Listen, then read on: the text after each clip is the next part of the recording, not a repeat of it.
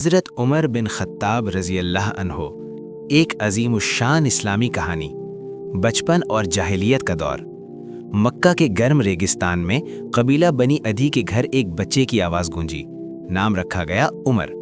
باپ کا نام خطاب، دادا نفیل، دادا عبدالعزہ، خاندان قریش کا معزز اور سخت گیر۔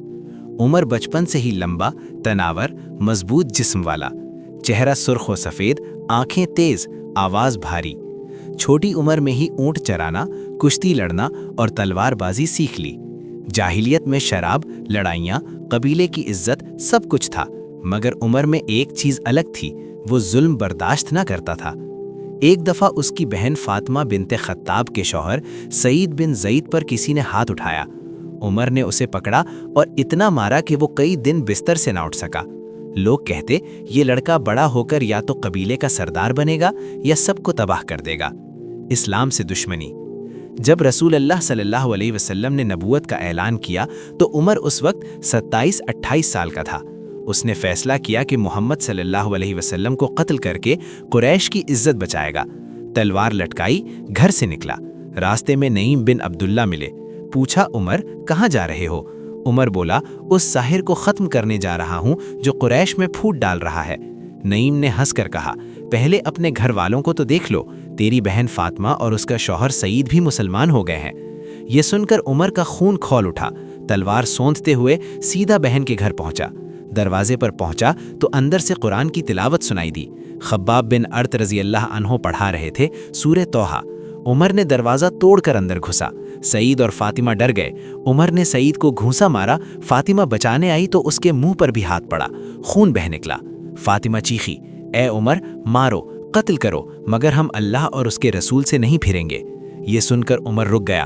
اس نے پوچھا یہ کون سی باتیں ہیں جو تم پڑھ رہے تھے؟ فاطمہ نے صحیفہ اٹھایا اور پڑھنا شروع کر دیا۔ اے محمد صلی اللہ علیہ وسلم، ہم نے یہ قرآن تم پر اس لیے نہیں اتارا کہ تم مشقت اٹھاؤ۔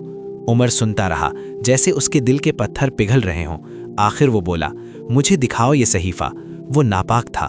فاطمہ نے کہا پہلے غسل کرو۔ عمر غسل کیا، صحیفہ پڑھا اور رونے لگا۔ بولا یہ کلام اللہ کے سوا کسی کا نہیں ہو سکتا، مجھے رسول اللہ صلی اللہ علیہ وسلم کے پاس لے چلو۔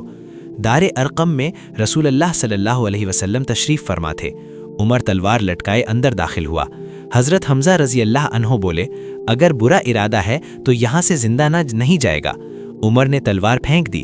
رسول اللہ صلی اللہ علیہ وسلم کے سامنے کھڑا ہوا اور کہا اشہد ان لا الہ الا اللہ وان محمدن رسول اللہ۔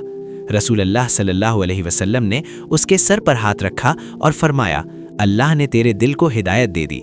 اسلام لانے کے بعد کا انقلاب۔ عمر رضی اللہ عنہ کے اسلام لانے سے مسلمانوں کے دل مطمئن ہو گئے۔ اب تک چھپ کر نماز پڑھتے تھے۔ عمر نے کہا ہم اللہ کا دین چھپا کر کیوں پڑھیں؟ اگلے دن وہ اور حضرت حمزہ رضی اللہ عنہ مکہ کی گلیوں میں نعرہ تکبیر بلند کرتے کعبہ پہنچے۔ قریش دیکھتے رہ گئے۔ عمر نے اعلان کیا جو ماں سے بچھڑنا چاہے، بیوہ کرنا چاہے، یتیم کرنا چاہے، وہ عمر بن خطاب سے لڑائی لے۔ اس دن سے مسلمانوں نے پہلی بار کعبہ میں کھل کر نماز پڑھی۔ ہجرت مدینہ۔ جب ہجرت کا وقت آیا تو سب چھپ کر نکلے، مگر عمر نے اپنا اسلحہ لٹکایا، کعبہ کے سامنے 7 چکر لگائے، قریش کو للکارا جو اپنی بیوی کو بیوہ اور بچوں کو یتیم دیکھنا چاہے وہ میرا پیچھا کرے۔ کوئی منہ نہ کھول سکا۔ وہ کھلے عام مدینہ ہجرت کر گئے۔ خلافت سے پہلے کی خدمات۔ جنگ بدر میں قیدیوں کے بارے میں رائے دی جو قرآن سے ثابت ہوئی۔ جنگ احد میں پیچھے نہ ہٹنے کی تجویز دی۔ غزوہ خندق میں سلمان فارسی کی خندق کھودنے کی تجویز کی تائید کی۔ حدیبیہ کے موقع پر جب صلح کی شرائط سخت لگیں تو رسول اللہ صلی اللہ علیہ وسلم سے پوچھا کیا ہم حق پر نہیں؟ آپ نے فرمایا ہاں۔ تو عمر بولے پھر جھکیں کیوں؟ آپ نے فرمایا میں اللہ کا رسول ہوں، اس کی نافرمانی نہیں کر سکتا۔ عمر بعد میں کہتے تھے اس دن کے بعد کبھی شک نہ کیا۔ خلافت بننے کے بعد حضرت ابوبکر رضی اللہ عنہ نے وفات سے پہلے عمر کو خلیفہ نامزد کیا۔ عمر نے کہا اے ابوبکر تم مجھ پر یہ بوجھ کیوں ڈال رہے ہو؟ ابوبکر بولے اے عمر اگر قیامت کے دن اللہ پوچھے کہ امت کی ذمہ داری کس کو دی تو میں کہوں گا اس شخص کو دی جسے رسول اللہ صلی اللہ علیہ وسلم فاروق کہتے تھے۔ عدل و انصاف کا دور۔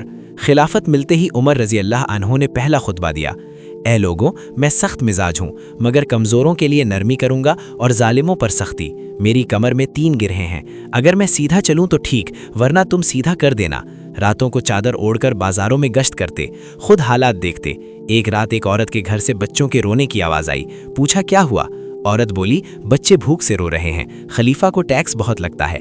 उमर रो पड़े, खुद आटा घी खजूरें उठाकर लाए और औरत के हाथ से पकवान बनवाया। जब बच्चों ने खाया तो उमर बोले, आज मुझे सुकून मिला। एक दफ़ा शाम के गवर्नर अमर बिन अल आस के बेटे ने एक क़िब्ती ईसाई को कोड़ा मारा और कहा, मैं अमीरुल मोमिनीन के बेटे का बेटा हूँ। क़िब्ती मदीना आया, उमर रज़ी अल्लाह अन्हो ने अमर बिन अल आस को बुलाया और क़िब्ती के हाथ में कोड़ा दिया, इसे मार। फिर अमर बिन अल आस से कहा, कब से तुम लोगों को ग़ुलाम बना रहे हो जबकि उनकी माएँ उन्हें आज़ाद पैदा करती हैं? ये जुमला तारीख़ में सुनहरी हुरूफ से लिखा गया। फतूहात का सिलसिला। उमर के 10 साला दौर में इस्लामी सल्तनत मिस्र, शाम, इराक़, ईरान, फ़लस्तीन तक फैल गई, मगर वो खुद सादा कपड़ों में, पैबंद लगे कपड़ों में रहते। एक दफ़ा ईरान के ख़जाने आए लाखों दिरहम। उमर रो पड़े, ए अल्लाह, ये तेरा फ़ज़ल है या मेरी उम्मत की तबाही? आखिरी हज के मौके पर काबा के गिलाफ खड़े होकर दुआ मांगी, ए अल्लाह, मैं बूढ़ा हो गया, हड्डियां कमज़ोर हो गईं, उम्मत फैल गई, अब मुझे अपने पास बुला ले, कबल इसके कि मैं तेरी अमानत में खयानत करूं। शहादत। 30 हिजरी जुल्हज्जा की आखिरी रातें, फजर की नमाज के लिए खड़े हुए अबू लौलू फ़ैरूज़ मजूसी, ईरान का ग़ुलाम, ने छुरी से वार किया। 6 ज़ख्म। उमर गिर पड़े। तकबीर की आवाज़ बुलंद थी। जब होश आया तो पूछा, नमाज हो गई? बताया गया, हाँ। बोले, जिसने नमाज छोड़ दी उसका इस्लाम से कोई ताल्लुक़ नहीं। फिर पूछा, कातिल कौन था? बताया, मजूसी ग़ुलाम। उमर बोले, अल्हम्दुलिल्लाह कि कुरैश में से किसी ने नहीं मारा। आखिरी बात की, मुझे रसूलुल्लाह सल्लल्लाहु अलैहि वसल्लम के पहलू में दफन करने की इजाज़त मांगो हज़रत आयशा रज़ी अल्लाह अन्हा से। हज़रत आयशा रज़ी अल्लाह अन्हा ने रोते हुए इजाज़त दे दी। उमर रज़ी अल्लाह अन्हो शहीद हुए तो उनके जिस्म पर सिर्फ 12 दिरहम थे और कपड़ों पर पैबंद। जनाजा पढ़ाने वाले सिद्दीक़ अकबर के बेटे अब्दुर्रहमान बिन अबी बकर और वो जन्नतुल बकी के बजाय रसूलुल्लाह और अबू बकर रज़ी अल्लाह अन्हुमा के पहलू में आराम कर गए। आखिरी सबक। उमर रज़ी अल्लाह अन्हो की ज़िंदगी का सबसे बड़ा सबक ये है कि अल्लाह जब चाहे सख्त तरीन दिल को भी सबसे नरम कर देता है, जालिम को सबसे बड़ा आदिल, दुश्मन को उम्मत का सबसे बड़ा मुहाफिज बना देता है। अल्लाह हम सबको उमर रज़ी अल्लाह अन्हो की तरह ईमान की क़ुव्वत, अदल की हिम्मत और आखिरत की फ़िक्र अता फ़रमाए। आमीन। अल्लाह उमर रज़ी अल्लाह अन्हो से राज़ी हो और हमें भी उनके नक्शे कदम पर चलने की तौफ़ीक़ दे।